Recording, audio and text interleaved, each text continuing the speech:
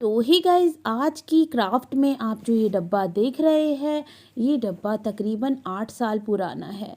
सबसे पहले तो मैंने इसे एज ए ऑर्गेनाइज़र यूज़ किया। काफ़ी टाइम से मैं इसे ऑर्गेनाइज़र की तरह यूज़ कर रही थी और अब मैं इसका एक ब्यूटीफुल सा क्राफ्ट बनाने जा रही हूँ। तो यहाँ पर मैंने इस डब्बे को 2 हिस्सों में काट लिया था बीचों बीच, और इसको देखिए एक कार्डबोर्ड पे इस तरह से रख के इसके साइज़ का कार्डबोर्ड लिया है और उसको भी काट के इस तरह से इस पे पेस्ट कर दिया है। अब यहाँ पर मेरा ब्लेड भी टूट गया था बिकॉज़ ये डब्बा जो है बहुत ज़्यादा हार्ड था। अब मैं क्या करूँगी, यहाँ पर पेपर टेप से इसे अच्छे से कवर कर दूँगी और इसकी जो साइडें हैं उनको भी बहुत ही अच्छे से मैं कवर कर दूँगी। इससे होगा क्या कि जब मैं इस पर पेंट करूँगी या फिर जेसो अप्लाई करूँगी, तो ये जो साइड के निशान है या जो साइड में दिख रहा है आपको होल, ये बिल्कुल अच्छे से कवर हो जाएगा और कुछ भी दिखाई नहीं देगा अंदर का, और जेसो भी बहुत अच्छे से इस पे सेट हो जाएगा। तो ये जो जेसो आप देख रहे हैं कप में, ये मेरा खुद का बनाया हुआ जेसो है। मैं किसी भी क्राफ्ट मटेरियल को बनाने के लिए बाहर की चीज़ों का यूज़ नहीं करती हूँ। मैं जो घर पे फैब्रिक कलर है वो ही बाज़ार से लाती हूँ। इसके अलावा जितना भी मेरे पास जो आप देख रहे हैं आइटम्स, वो सारे के सारे घर के होते हैं। ये देखिए, अब ये जैसो हमारा सूख गया था, इसकी कोटिंग अच्छे से रिमूव हो गई थी। तो आपको एक चीज़ और जो है मैं कभी कभी मार्केट से ले लेती हूँ। ये देखिए, ये जो क्ले है, ये वाली क्ले मैं कभी कभी मंगा लेती हूँ मार्केट से। इसके अलावा किसी ने मेरे को कमेंट करके बोला था कि आप इतना ज़्यादा खर्चा करते हैं और आप कितना ज़्यादा आपको ये पड़ता होगा। सो गाइज़, ये जो आप डेकोरेटिव आइटम्स मेरे देखते हैं, जितने आप सामान देखते हैं, ये हार्डली 25 से 30 रुपए में बनकर तैयार हो जाते हैं। अगर मैं अपने घर को सजाने के लिए यही चीज़ें अगर मार्केट से बाय करती हूँ, तो वो मुझे बहुत ही ज़्यादा महंगी पड़ती है। तो घर पे जो भी चीज़ें हम बनाते हैं अपने हाथों से, तो उससे जो सुकून मिलता है, तो वो मार्केट की महंगी चीज़ों से नहीं मिलता है। सो ये मेरा खुद का मानना है। तो यहाँ पर ये जो मैं क्राफ्ट पीस बना रही हूँ, ये मैंने अमेज़न पे देखा था, जो कि फ्लावर को हैंगिंग करने के लिए, फ्लावर को लगाने के लिए एज अ पॉट, या फिर आप कुछ भी इसमें आइटम्स डाल सकते हो, एज अ ऑर्गेनाइजर भी इसे यूज़ कर सकते हो। तो ऐसा वाला मैंने वहाँ पर देखा था, और जिसकी कॉस्ट मुझे अपने बनाए गए क्राफ्ट से ज़्यादा लगी। तो यहाँ पर इसकी कॉस्ट वहाँ पर 1200 के आसपास थी, और मेरा अगर मैं इसकी कॉस्ट बताऊँ आपको कि मैंने इसमें कितने रुपए लगाए हैं बनाने में, तो ये दोनों पीस मुझे बनाने में तकरीबन 50 से 60 रुपए ही लगे हैं।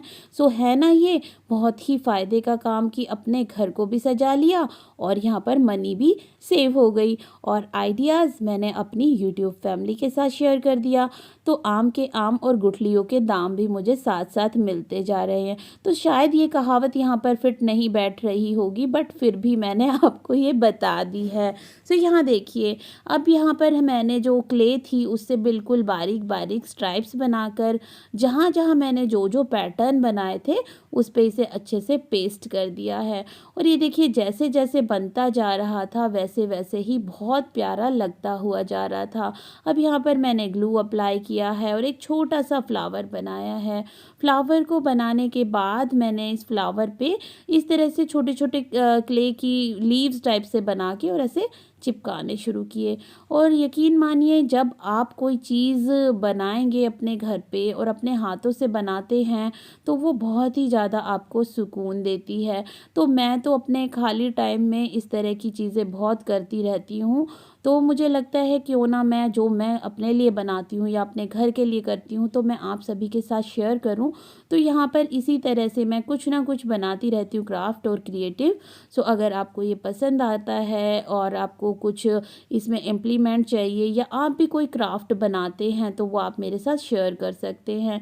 तो ये देखिए, इस बातों बातों में मैंने साइड में कुछ लीव्स बना दी है और एक फूल बना दिया है, और इसको भी मैंने यहाँ पर पेस्ट कर दिया है। ये देखिए, कुछ इसी तरह से आपको सारी की सारी चीज़ें इसमें ऐड कर देनी है, इनको पेस्ट कर देना है, और ये दिखने में बहुत ही ज़्यादा प्यारा लगेगा जब आप अपने आप से इसे बनाएंगे। अब ये देखिए, हमारा जो पेंट है वो जब तक कि हमने अप्लाई करना है उससे पहले हमें जितनी भी इस पे क्ले पे एडिटिंग करनी है कर लेनी है, अदरवाइज़ ये जो क्ले है ये बहुत ही जल्दी सूख जाती है।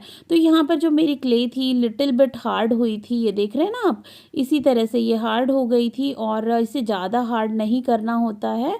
अगर आपकी क्ले एक बार हार्ड हो गई तो आप उसे जो भी टेक्सचर या जो भी शेप देना चाहेंगे वो उस पर उभर कर नहीं आ पाएगी। आप देख रहे हैं यहाँ पर जब मैं इसे जो नाइफ़ है, ये जो टूल है, ये अप्लाई कर रही हूँ तो जो शेप है वो प्रॉपर नहीं आ पा रही थी। तो ऐसी गलतियाँ आप भी नहीं कीजिएगा, क्योंकि कभी-कभी क्या होता है ना, हम जल्दबाजी में कोई क्राफ्ट बनाने लगते हैं तो हमारे साथ ऐसा बहुत होता है। अब ये देखिए मैंने यहाँ पर इस वाले बॉक्स पे ग्रीन कलर अप्लाई किया है जो दिखने में बहुत ही ज़्यादा ब्राइट और ब्यूटीफुल लग रहा था। तो यहाँ पर मैंने पूरे बॉक्स पे एक ग्रीन कलर की कोटिंग कर दी है और बीच-बीच में मुझे बच्चे ये बोल रहे थे कि मम्मा इस पे ग्रीन और वाइट करना है, ये बहुत ही प्यारा लगेगा। सो उनकी थीम के अकॉर्डिंग मैंने इसे पहले ग्रीन तो कर ही लिया था और इसकी जो डेकोरेटिव मैंने लाइंस बनाई थी उस पर मैंने वाइट भी कर लिया। तो यहाँ पर कभी-कभी आपको बच्चों की बातें भी मान लेनी चाहिए, इस क्राफ्ट को देख के मुझे ऐसा लगा।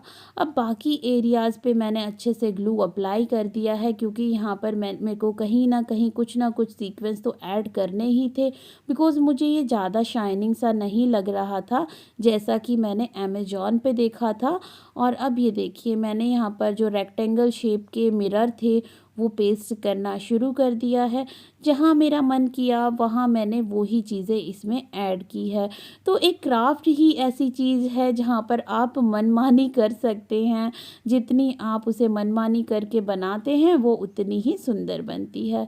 तो यहाँ पर मैंने सारे के सारे सीक्वेंस इस पे लगा दिए थे और जब हम इस सीक्वेंस को लगा रहे होते हैं, सितारों को, मोती को लगा रहे होते हैं, तो ध्यान रखिए ग्लू बहुत ही ज़्यादा अमाउंट में लगाना होता है, जिससे कि आपकी जो ये क्राफ्ट है ये बहुत ही ज़्यादा अच्छे से चिपक जाती है और जो जैसा आपको रिज़ल्ट चाहिए होता है वैसा ही आपको रिज़ल्ट मिलता है। कई बार हम बहुत कम मात्रा में ग्लू लगाते हैं, जिससे कि जो ये आपके बीड्स हैं ये टाइम से पहले उतर के गिर जाते हैं।